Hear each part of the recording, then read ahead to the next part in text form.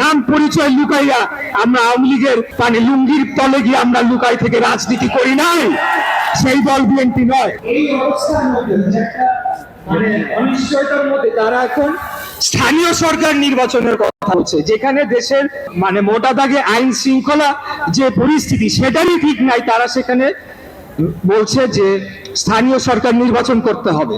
এটি আমরা মনে করি এটা দূরভিসন্ধিমূলক। তারা মনে করছে যত দিন যাবে তারা বিএনপির উপরে মিথ্যা অপবাদ চাপাবে, আমাদেরকে চাঁদাবাজ ডাকবে, আমাদেরকে নানা ধরনের অপবাদ দিয়ে আমাদের যে জনপ্রিয়তা, দেশ নায়ক জনাব তারেক রহমানের যে গ্রহণযোগ্যতা, যে জনপ্রিয়তা, ওনার যে দল, সেটি জনপ্রিয়তায় ধস নামাবে এবং হয়তো তারা সেখান থেকে কিছু তারা ফায়দা লুটবে, কিছু আসন সংখ্যা বাড়াবে। কিন্তু আমি আপনাদের মাধ্যমে তাদের হুঁশিয়ার করে দিতে চাই, আমরা এখানে আজকে যারা কর্মশালায় উপস্থিত হয়েছি আমরা সবাই কিন্তু বিএনপি নেতা কর্মী, আমাদেরকে সেই ভূমিকাটাই রাখতে হবে। এখনো আমরা বিরোধী দলে রয়েছি এবং যে কোনো ষড়যন্ত্র মোকাবেলা করার জন্য আমরা যে কোনো সময় প্রস্তুত রয়েছি ইনশাআল্লাহ।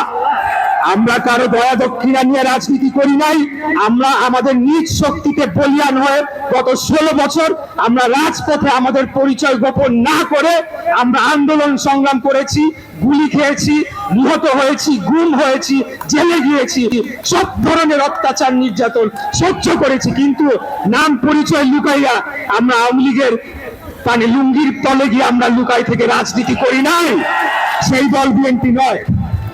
আজকে দেশপ্রেমিক এবং দেশের পক্ষের, বাংলাদেশের পক্ষের যদি সর্ববৃহৎ কোন দল থাকে সেটি হচ্ছে বাংলাদেশ জাতীয়তাবাদী দল বিএনপি। আমরা কোনো বিদেশি প্রভু, কোনো বিদেশি শক্তির দালালি করি না। অতএব আমাদেরকে দুর্বল ভাবলে চলবে না, আমরাও প্রস্তুত রয়েছি ইনশাল্লাহ। আমাদের নেতা রফিকুল আলম মজনু, তানভীর আহমেদ রবিন সহ আমাদের মহানগরীর নেতৃবৃন্দ এই ঢাকা শহর থেকে আমরা আগেও ঘোষণা দিয়ে আন্দোলন করেছি এবং ছাত্র জনতার যে অভ্যুত্থানে আমাদের সকল নেতৃবৃন্দ, আমাদের ছাত্র দল থেকে শুরু করে সবাই জড়িত ছিল, তারা এটিকে সফল করার জন্য সর্বাত্মকভাবে চেষ্টা করেছে এবং ছাত্রদের ব্যানারে এই আন্দোলন হবে সেই সিদ্ধান্তটা কেন্দ্রীয়ভাবে নিয়েই আন্দোলনটি করা হয়েছে।